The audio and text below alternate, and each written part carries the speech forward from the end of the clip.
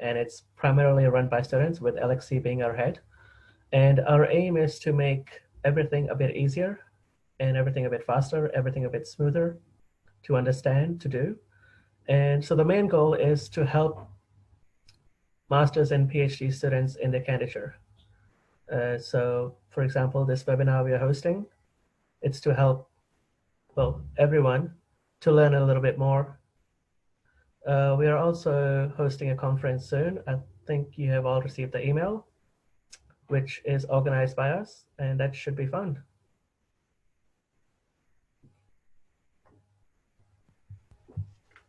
So I'm not really the head, I'm just a facilitator. I'm just helping out. But maybe you want to tell everyone how they can, work with you, how they can join, how they can interact, how can they help you? Well, the best way to help us is join us in our stuff we do. So for example, this webinar, when you guys join, you learn something, and we learned that what we're doing is not, it just doesn't, it's not just going into the air, it's actually helping someone out. Also, I'll just share the email for the RCHC. So if you have any questions, if you have any thoughts, you can just share it with us.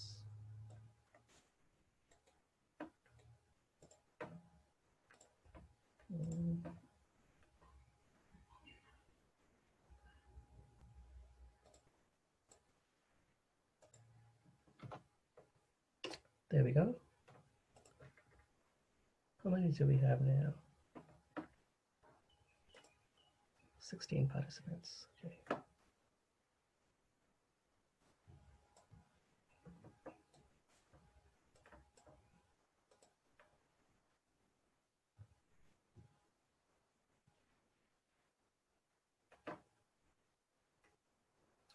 Ooh.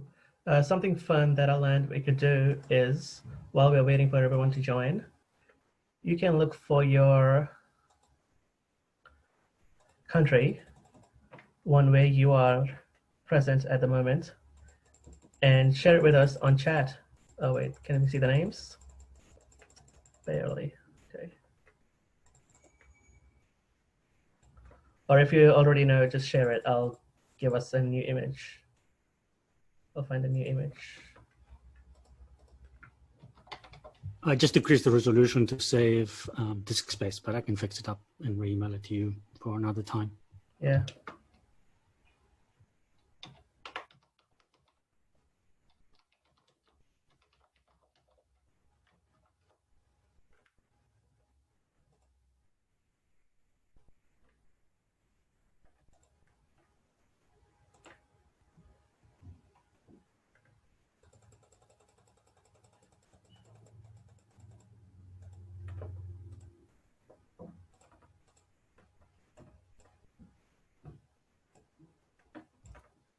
Okay, new share. Here we are. So if you can see your country, go ahead and share.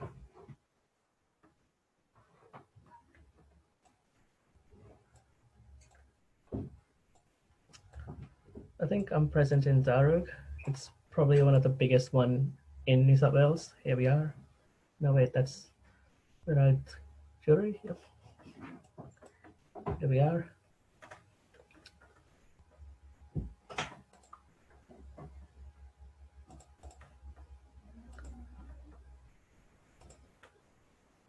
So Alexa, should we get started then? Yes. Okay. Good afternoon, everyone. Welcome to the Research Journeys Forum. I hope you all are having a good day so far. I'm your host, V, and with me is Alexi.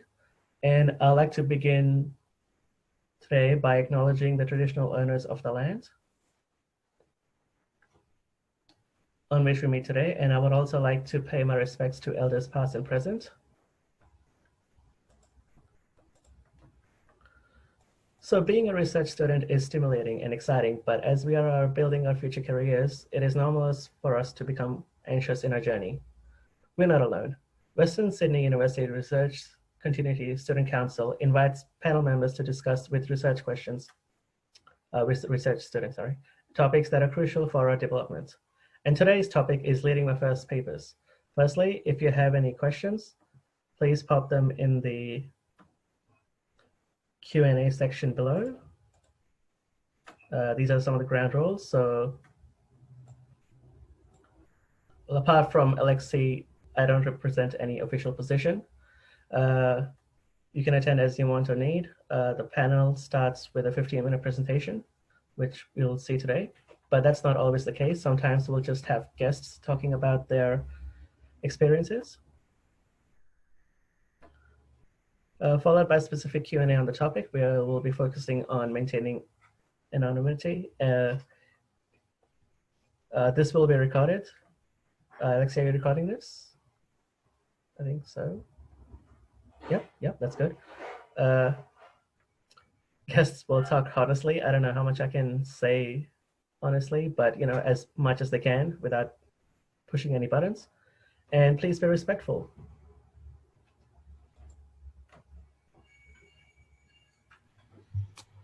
So I can start my bit if you want. Just a sec, I'll introduce you as well. So today joining me is Dr. Alexei Papanikolaou. He's a senior lecturer at the Hawkesbury Institute for the Environment. Go ahead, Alexei. Thanks, Yuvi. Could you please press the slideshow, because that will make things easier for me. Oh, wait, sorry, what was that? That's perfect. Yeah, that's perfect. Okay. Yeah. So thank you, V. Thank you so much, guys, for being here. So the session is recorded, so we're going to share the slides and the recording with everyone who registered in the Eventbrite. And I appreciate that a lot of people are juggling family and work opportunities at the same time.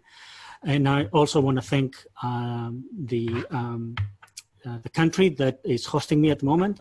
So I'm an immigrant in this country, which has more than 60,000 years of civilizations. And I am based in the Blue Mountains. So thank you for that. So the first thing I want to do is just give a plug about a new initiative that is running from the Royal Society in the UK and other organizations, which is about rebranding humanities from HAS, which reminds most people about avocados, with the word SHAPE, which stands for Social Sciences, Humanities, and the Arts for People in the Economy. So basically, SHAPE is a branding effort to remind the community that humanities is an extremely important part of education and society. And I would like to invite you to check out this webpage and also the publications that the Australian Academy of Social Sciences has created, that is available at the bottom. So I am, if you can go to the next slide, please.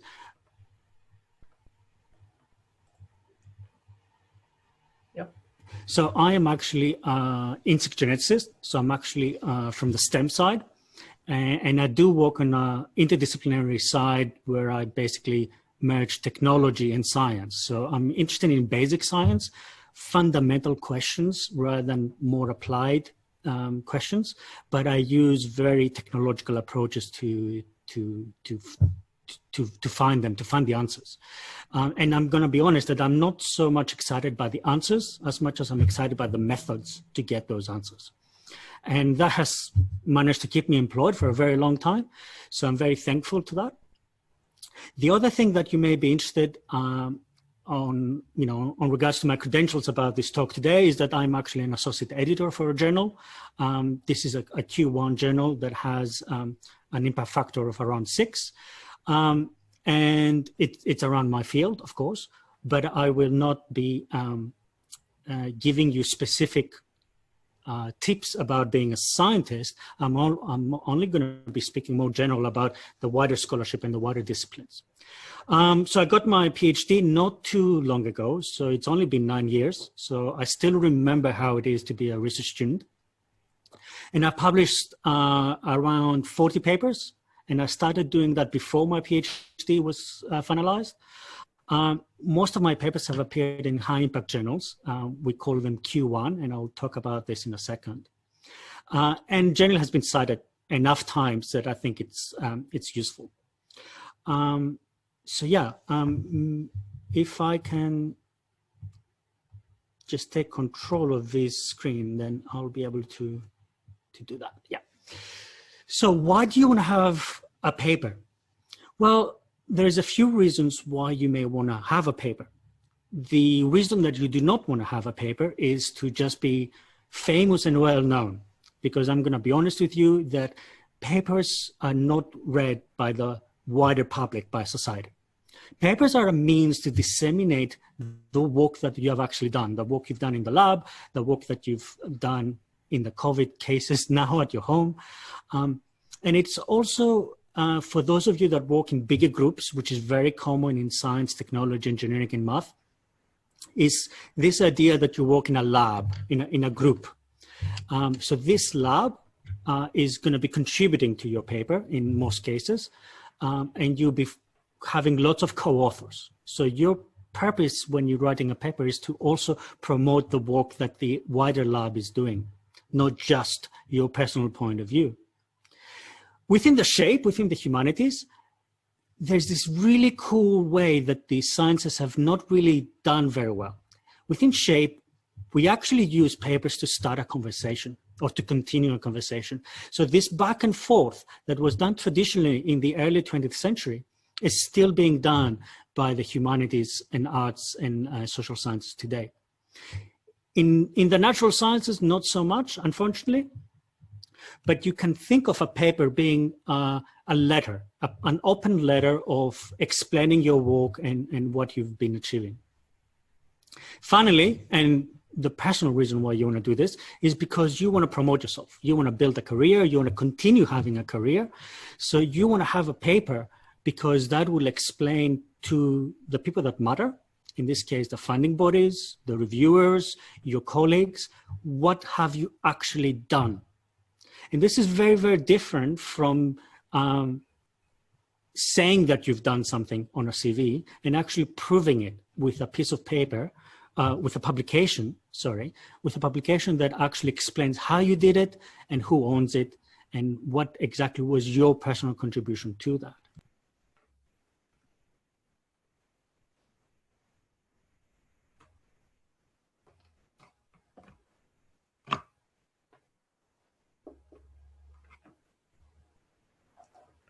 Oh, I think Alexi just went mute. Alexi, you're mute.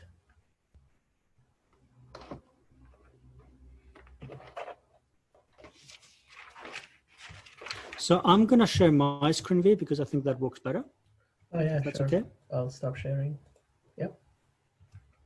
Thanks.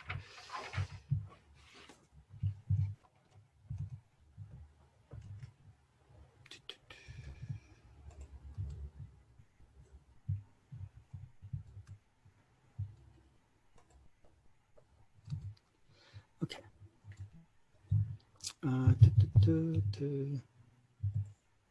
So yeah, please use the Q&A button as you come up with questions, and then as you realize the majority of the talk will be answering questions and having an interactive discussion. This talk is mainly to just stimulate you to start the conversation. So when someone publishes a paper, their first paper, they often feel very exhilarated. And one of the reasons is that they realize that they are now an author. They're now part of this journey officially. But I'm going to actually explain that you're already on this journey. You don't have to publish the paper to be on the journey. By creating the data, by creating the discourse that will guide this, this paper, you are already very well within your rights to call yourselves a scholar. So when you decide to go ahead and start your paper, you have to realize that you're going to be owning this work. You're going to be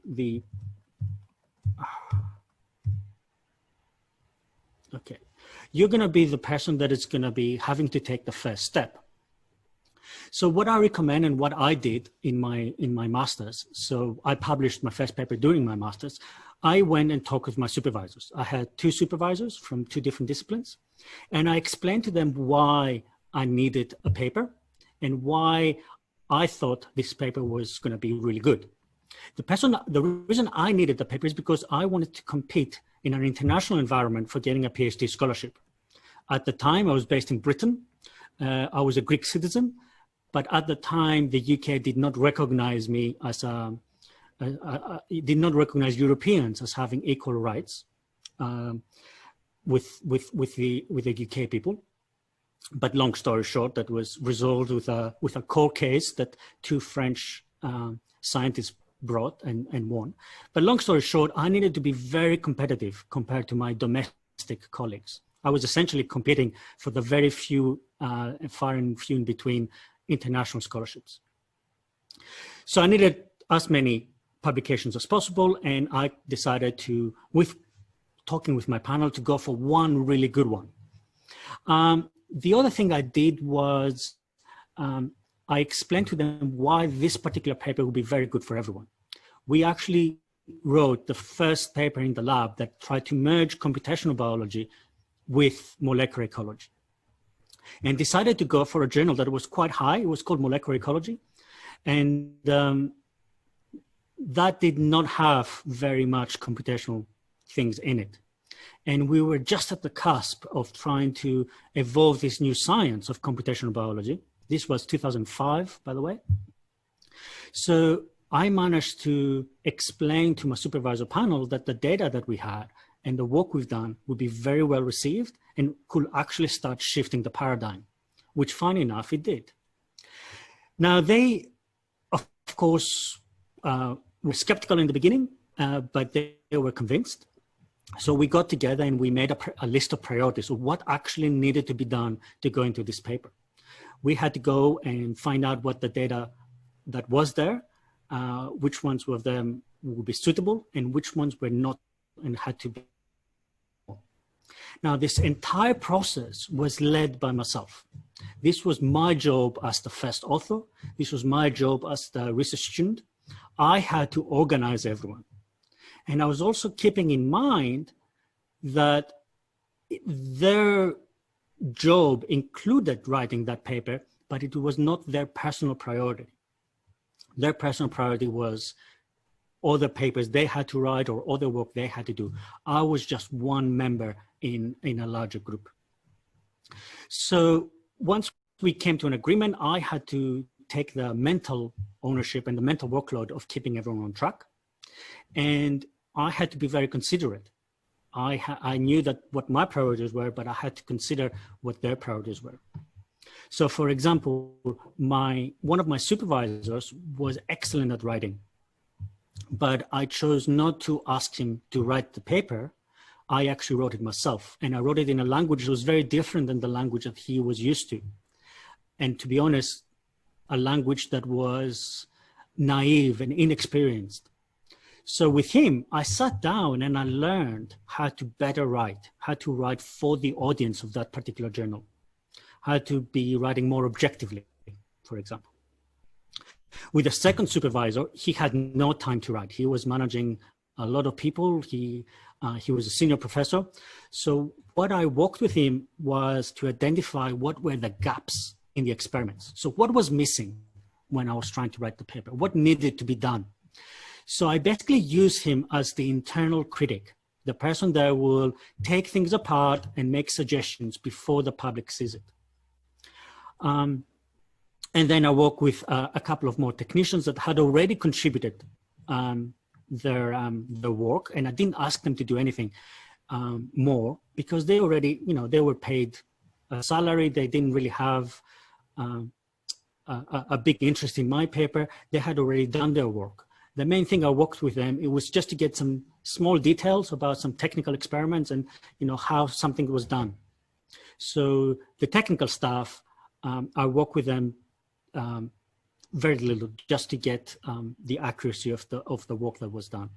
For example, finding out the name of an ingredient, which company it was from, that is required in order to write a paper, things like that.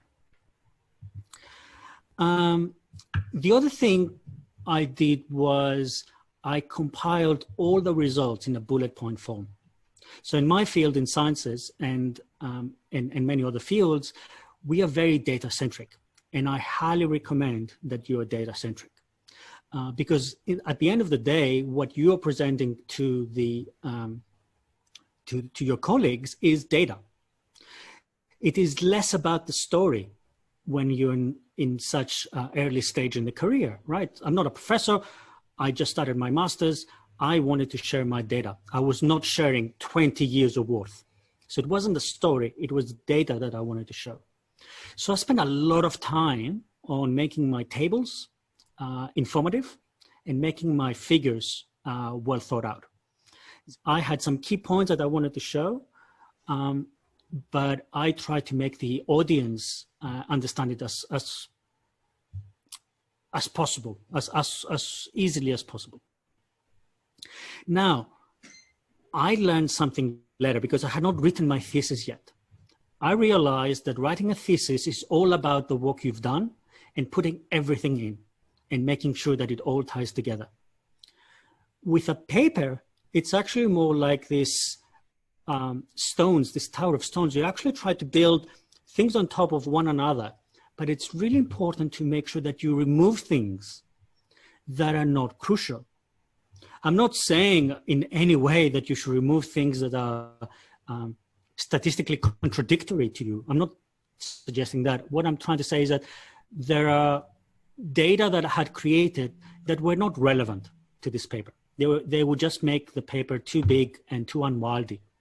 So in order to narrow down and focus it and package it into one bite, if you will, for the public, I had to basically showcase only about 4 months of my 12-year research work. And it really had to stand out by itself. All the other data went to my thesis, but these nuggets had to go together. And I had to decide on a journal. And the reason we decided on this particular journal is because we wanted to know the audience. First of all, I wanted a job, so I wanted to go as high impact as possible. And on the other hand, we wanted to change the paradigm of how geneticists were thinking about computers at the time. So we actually got molecular data, which is what we call in science as wet lab. So you actually use pipettes and you do the work with your hands, and you use reagents and things like that, with what we call dry lab, so computational. So making databases and writing software, which was the beginning of my career. So we went for this journal called Molecular Ecology because it was quite well respected, and it was really widely read. And I didn't have to be too specialized for it. I was allowed to bring in those two disciplines together. Now, one tip that I learned from this, from my second supervisor, was that I need to write the introduction last. I cannot tell you how many times I rewrote that introduction in the beginning. It was just such a waste of time to constantly rewrite the introduction, because as I was analyzing the data and I was rewriting the discussions and the figures, I realized that the audience needed to know something else, something new, something different. So in the end, what I learned was that next time I will find out what the journal is, read a few papers from that journal, understand what the audience of that journal knows and what doesn't know, and then use my introduction to first hook them in with the things they like, and then provide the information, the background information that they didn't really know. And that was the purpose of the introduction, I realized. And that's why, since then, I'm writing them last. Then the other thing I did was write a cover letter. So that is expected. Usually it's written by the senior scientist in the group, but actually I worked with my senior scientist to write it myself because I wanted to be trained. So I explained in basically maybe half a page what this work was about.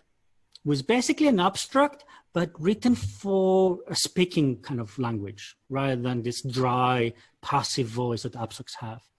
So I explained why the work was important, and then I explained why the journal would be interested in, why that specific journal would be interested in it. I also gave some names of potential reviewers to save the editor time. That was an advice that my supervisor gave me, and I appreciate ever since. So, for example, I nominated what became my future thesis examiner as a potential referee. And that was it. Then I had to wait. And I was very lucky that he didn't get what we call a desk reject, which means that the editor sees the paper and rejects it immediately and sends it back to the authors.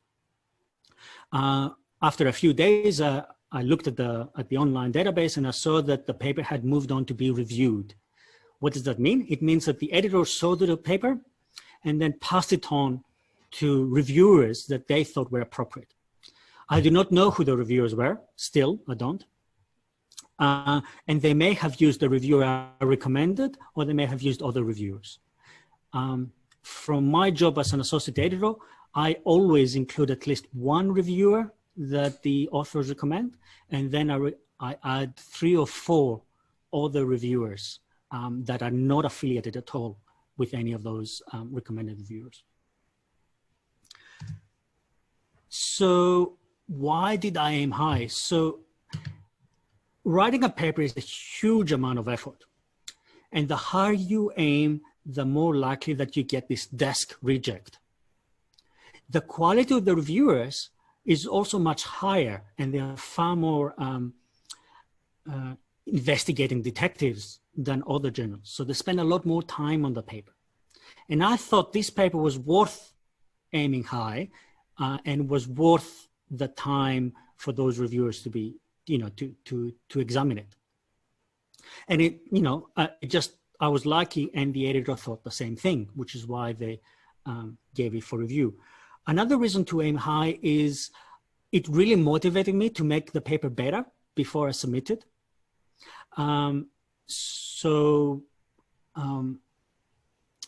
It's not so much the prestige of the journal as much as the prestige of the reviewers. Reviewers are more likely, prestigious reviewers are more likely to review for a prestigious journal than they are than otherwise. And I wanted my work to be interrogated because we were trying to shift the paradigm. So we wanted people to judge us as much as possible. Now, the other thing is I do want to address this question preemptively on what is high-end paper or high-end journal. There are 3 types of journals I find. The first ones are the generalist journals, the ones that, for example, Nature, Science, in the field of natural sciences, that will cater from anything from astronomy to zoology. They will take any kind of paper as long as it's really impactful. Proceedings of the Royal Society is another a series of journals that actually takes a very big gamut of topics. And some of them are very prestigious because they are cited very often, and some of them are less prestigious. Then we have specialist journals. Now, the specialist journals are really targeted for a particular discipline, and they usually are run by societies. For example, the Society of Chemistry or the Society of Anthropology, and they can be European societies, they can be American societies, or they be Australian societies, or Australasian, as they're often called. And they are considered to be, I won't use the word prestigious, I would use the word classic. They are usually very old journals. For example, one journal I was helping with as an associate editor is called Naturwissenschaft, which is German and has now been renamed to the Science of Nature, and has been on for almost 100 years as a journal. And so those specialist journals, if they're well cited, they're very, very good to aim for, because they really build your CV as a particular type of scientist. You're really getting those doors open where it's not about the general science, but it's actually about investigating your topic really deeply and investigating those questions really deeply. The third type of journals that you may want to aim for are what we call the industry-friendly journals. They usually are less well cited, even though this is a bit changing now. The reason they're less well-cited is because they don't usually investigate very basic fundamental questions. They usually investigate mission-directed or applied questions that the industry cares about. And these journals are fantastic for explaining why your work is important to the wider public, to the industry, to the politicians. So having that journal as your first publication can really be a fantastic opportunity for you to maybe consider a job outside academia, which, because of COVID, is probably one of the best choices maybe you can make these days. Now, there are rankings. So not every journal is the same. There's thousands of them. And I don't want to go into a talk about what journals are, but you can go and check this website called SciMago JR, Journal Rankings, which is free. And you can look in the database and see the rankings of every journal. And the way they do it is by ranking it with regards to different disciplines. So for example, this is the quartiles of the journal I published in molecular ecology. The first row says genetics, and it's yellow in 2019, which means it's the second quartile. So it's in the top 50, so between 25 and 50% of the journals. Likewise, for molecular biology, until recently, went to quartile 3. But when it comes to insect science, it's one of the better journals, so quartile 1. Oh, sorry, this is not molecular ecology. This is insect molecular biology. So this is a highly specialized journal for insect molecular biology. I just remembered, sorry. So it's not the best journal for molecular biology, but it's definitely one of the best journals for insect science. So when you go through the SciMago, think about the discipline that you want to target, the jobs that you want to get, and the science you would like to do in the future, or the grants you like to write, and try to find journals that are in this Q1, the first quartile, top 25%. Now, peer review. So peer review of papers is very different from peer review of a thesis. When you submit the paper, you are representing the entire author list. Every single person on that author list. They will have to make sure that they agree with what you submit. And you're leaving yourself and them vulnerable to criticism. And the criticism is done in a often in a single blind way, not a double blind way. So the reviewer knows who you are and who your team is, but you do not know who the reviewer is. And there's a discussion about whether that is the best way. But the reason it does it is because we allow the reviewers to be honest, to give feedback honestly without being afraid of any repercussions. And their job is really to assess your methodology and the validity of your conclusions. Please, I beg you, the purpose of the reviewer is not to proofread your document. As an associate editor, I get so many papers that could really use a language editing. That is not the purpose of the journal. That is your job. Now, when they do review the paper, it's very unlikely that they will give you an immediate accept. They will usually give you a revision, either a major revision or a minor revision. And not all of them will communicate what they think should be changed in an objective, non-passionate way. So if anything upsets you or they've been upset in any way, just ignore it. The best thing to do, a friend of mine suggested, is just write your response to the reviewers, write it out, and then throw it away. Delete it or put it in the paper bin. Just get it out of your system. Then sit down with your team and consider what the response should be in a very passive and very respectful voice. Now, one trick is that a lot of people don't realize is the response is not to the reviewer. It's actually to the editor.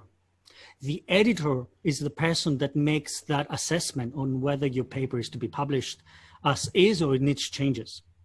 So if you disagree with an idea that the reviewer said, you just thank them for that idea and then you explain why you disagree. And your explanation is addressed to the editor because you want to convince the editor to let you through, not the reviewer. The reviewer is there to just provide an assessment to the editor. The ultimate decision is made by the editor. I've never heard of a paper that is immediately accepted. There's almost always going to be some revision, so be aware when you do that. And sometimes you may have to do a lot of work, like actually go back to the lab or generate new data or perform a new analysis. Often it's not just rewriting. So when you're considering your timetable or your Gantt chart, just be aware of that. Now, one thing to remember is the reviewer and the editors are not the ultimate authorities about this particular paper. The ultimate authority is going to be the first author, which probably is going to be you. So even though you may not have the most experience widely in the field, you are the person that has complete ownership and complete knowledge of everything in this paper, or almost everything in this paper, because you're the one that's in direct contact with the data. You're the one that has the richness of time to interrogate the data as much as possible. You're the one that has to sit down and explain your thoughts as elegantly as possible. Now, it's important to be humble always, both in writing the cover letter and the responses to the reviewers and when you're writing your paper. But you also have to own your results because it's your work.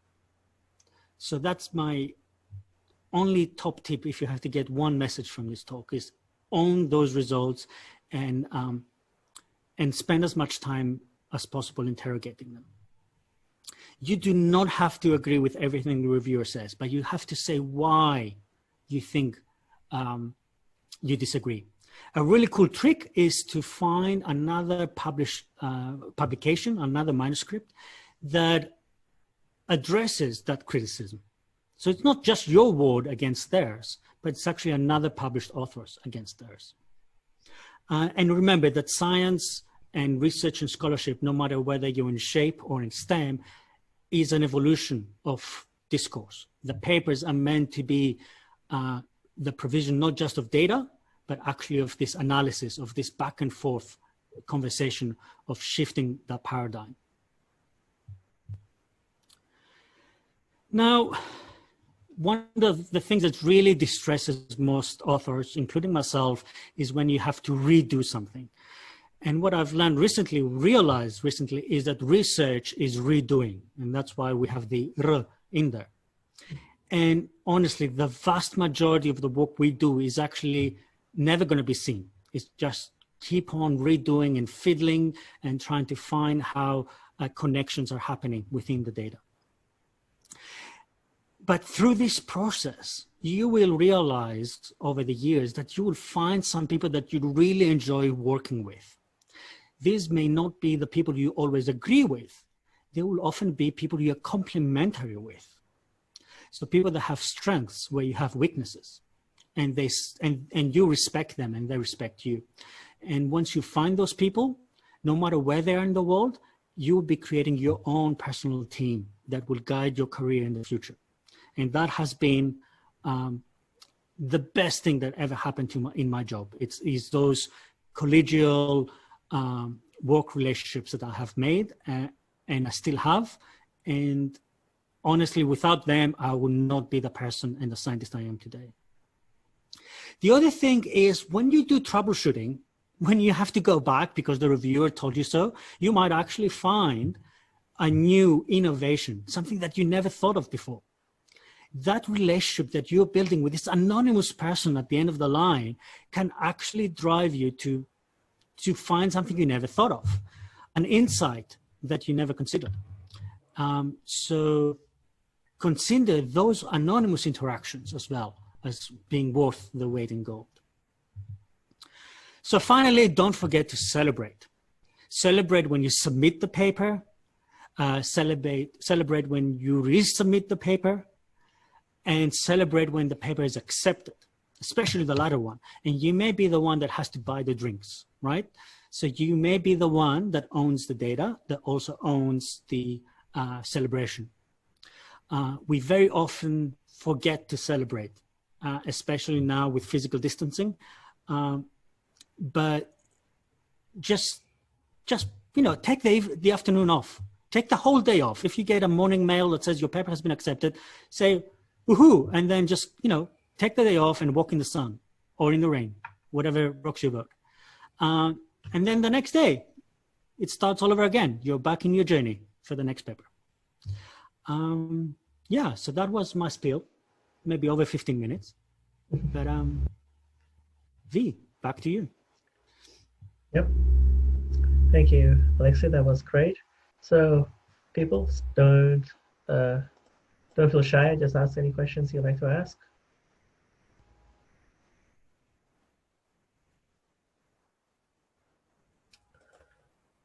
I have a question while everyone's thinking through. So you recommended that we should do introductions last, right? How do you start writing the introduction? Like, what goes in your head? What's the first step? That's a really good question that I had to learn by doing. So I realized the best way to do it is to have all your figures there, all your tables and figures without any text. And then say, what does the person need to know before they can look at a figure? This mainly applies in sciences, but it could apply to humanities as well, because most researchers will, when they open the paper, they first read the abstract, and then they go straight into the figures, especially when you're time poor and you're reading a lot of papers. So when the figure captures their imagination and they don't understand something, they will go to the introduction. So the introduction is not so much saying, in the current times, or the world has recently done this. Don't do that. It's not an essay from school. Go straight and explain the topic that you are working on.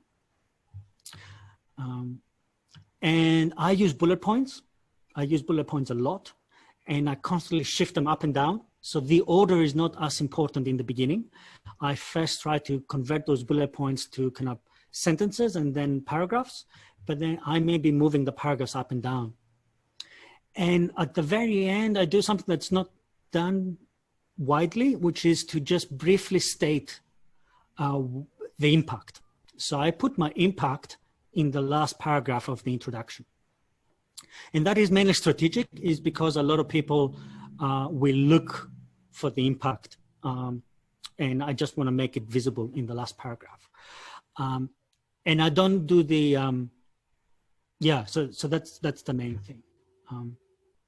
And I see there's one question. One question on the Q&A says, even though our paper was submitted over a year ago, it still has not been peer reviewed. Are we doing something wrong? And the answer to that is, if you haven't heard back from them, it's probably lost in the mail, as they say. So the editor basically has lost track. And the best thing you can do is, as a first author or as a communicating author, email the editor and say, what's the status of our paper? Can you please review it? And if you still don't hear back from them for a week, you can retract the paper and find another journal. Another thing I didn't mention is that you can do, you can make a pre-submission inquiry to a journal. So for example, you can write a paragraph explaining what the work is, like a cover letter, and send it to the journal before you write the paper. And basically ask them, do you think this kind of work suits your journal? And if the answer is yes, then you can go and draft the paper according to that particular journal. If they say to you no, then you can just go to the next one.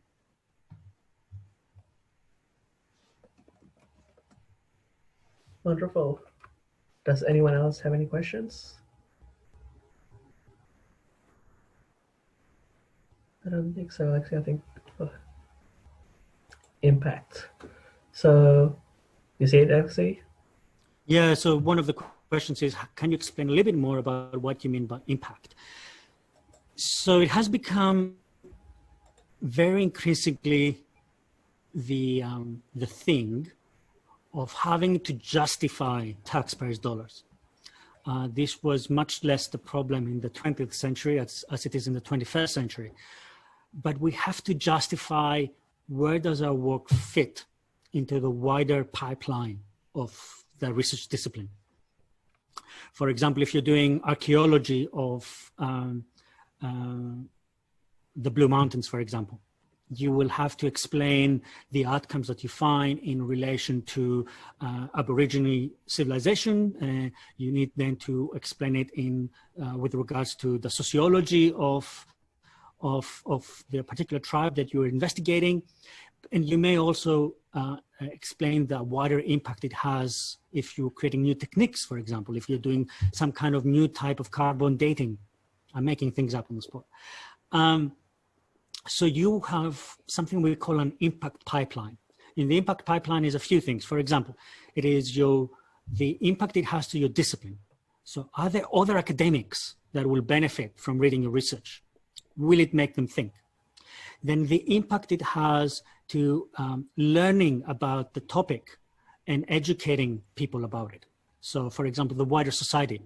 So what do we learn about Aboriginal civilization in that particular paper? The other one is impact pathways can include industry. So are you creating a new product or are you creating new jobs? Another impact pathway is policy that politicians and lawmakers love to read about. So are you making suggestions in that paper that could improve policy outcomes? So at the end of the day, you want people to not just read your paper, but you want them to reread it many times. You want people to save their paper in their database and refer to it. You want them to cite you. And the best way to get people to cite you is to explain to them why it's impactful. Make it easy for them. So you providing the data, you provide the explanation, but people are time poor. They want to know why they should actually prioritize your paper over others. So by putting why it's important in the last sentence in the abstract and the last paragraph of the introduction, you really help people prioritize your paper over others. So I guess that's what I mean by impact.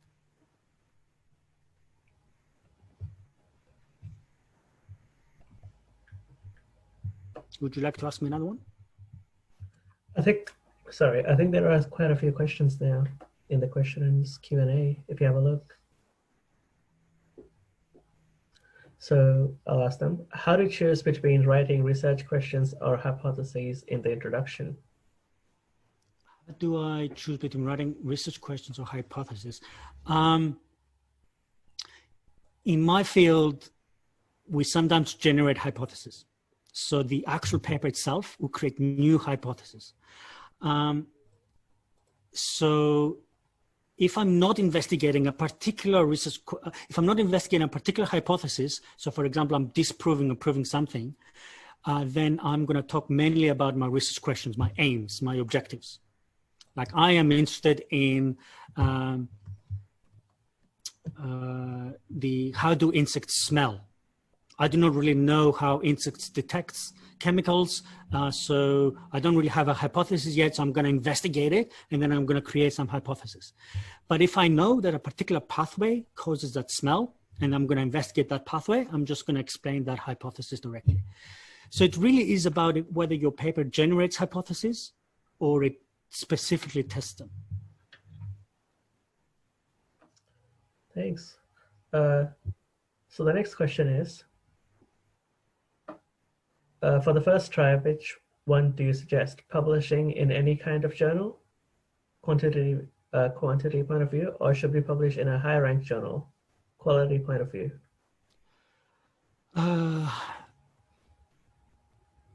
Okay, so it's my personal opinion. My personal opinion is the first paper should be in a quality journal. And there's a few reasons I say that. The first reason is because it really teaches you to have high standards for yourself. And second reason, when people see your paper, they will have more appreciation for what you do, because that'll be the first paper they'll see you. And then there's a third reason, which is very strategic. We count research age by either the date of your PhD or the date of your first paper.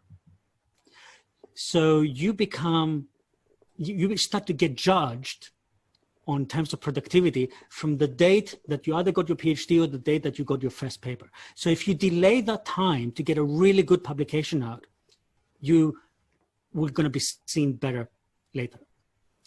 And there is a fourth reason, which is I don't understand low impact papers. So you can certainly have a very well cited paper in a low impact journal. So I will say more of that. So I will rephrase your question. Is it better to have a well-cited paper or a paper that no one else reads? And the answer would be always try to get a paper that is very well read and very well cited. Our career in Australia has been really weird. Until the early 2000s, universities used to be paid for every paper they produced, whether it was cited or not. So a lot of the old guard in the universities in Australia, nowhere else in the world, produce a lot of papers in something we call salami slicing. They get a piece of good work and they slice into 4 pieces and it goes to 4 journals, 4 articles, because they increase the number, the quantity. That has stopped when the ARC was formed and the research funding changed, and it switched. For most people, it has, in the minds of most people, it has switched to again be about quality. And finally,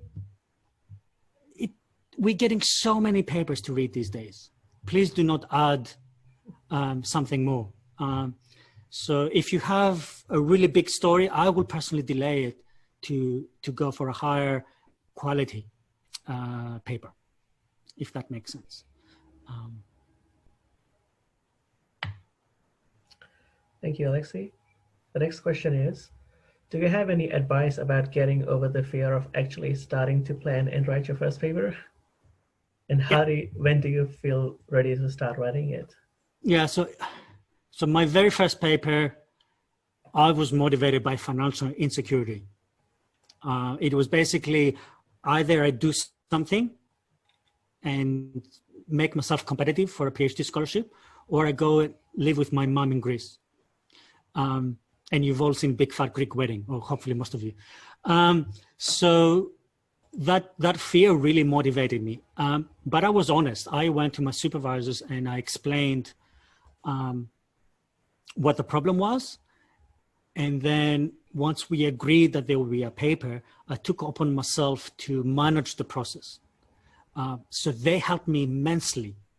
But I had to take that very first step and make that decision. Okay, I am going to write this paper and I will submit it. And that's my timeline. So that worked really well for me in the beginning. When I got a permanent job, which is only 2015, so, 10 years later,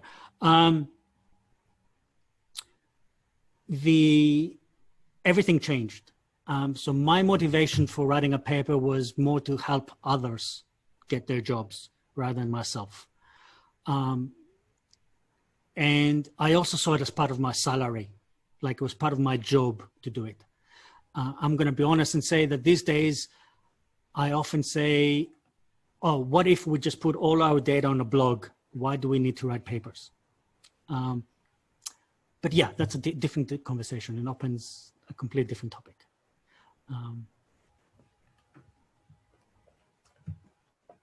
Sorry. Thanks for that. And I think one of the second last questions, does a PhD student have to consult with their supervisors before writing and submitting a paper, or is the process and the decision totally independent? Oh, if you're asking about policy, so if you're asking about process, the answer is no. You're an independent scholar. You can do whatever you think is right. You may want to be strategic about how you approach people about it. because, no bridge is a bad bridge, so don't burn them. The other thing you have to keep in mind is that the Australian Research Council, the ARC, has guidelines on authorship. And the guidelines say that a paper must not have any author that has not intellectually contributed to the paper. And in reverse, it has to have everyone who contributed intellectually to the work. So if you had conversations with a scholar, whether a supervisor or not, and those conversations form a considerable part of your paper, then it is expected, and the guidelines, the ethical guidelines require you to approach that person and ask them if they would like to be an author. They have the right to refuse, but if someone has intellectually contributed to your work, you have to ask them if they would like to be involved. Thanks. So, yeah, wonderful. The next question is, what do you think the first writing for being published is a chapter in a book rather than a journal article during a PhD journey? So I think what he is asking is, well, what comes first, chapter or a journal article during the PhD? I'm not going to be controversial here. I'm going to put my supervisor hat on and say your thesis comes first. So your thesis comes first because you have to do it, and you have to do it in 3.5 years. And also don't forget, there's the thesis you like to write, and there is the thesis you have to write. You have to write a thesis to pass and get the degree, but there is this bigger journey that you want to do, this bigger research work you love to do, which doesn't have to be in the thesis. So the priority is your thesis. Now, once we've established that, should you go for a book chapter or for an article? That really depends on your discipline.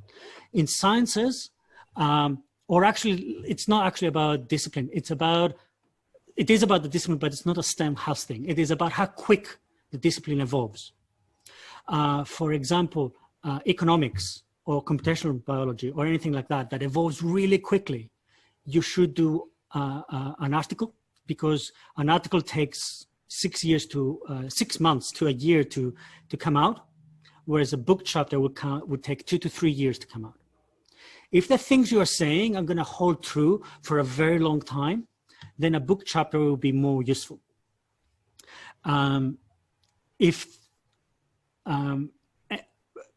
So I think that should be the determination. The prestige doesn't really exist anymore. We do not make a distinction between book chapters and articles these days, or conference proceedings for that matter, if you're in engineering.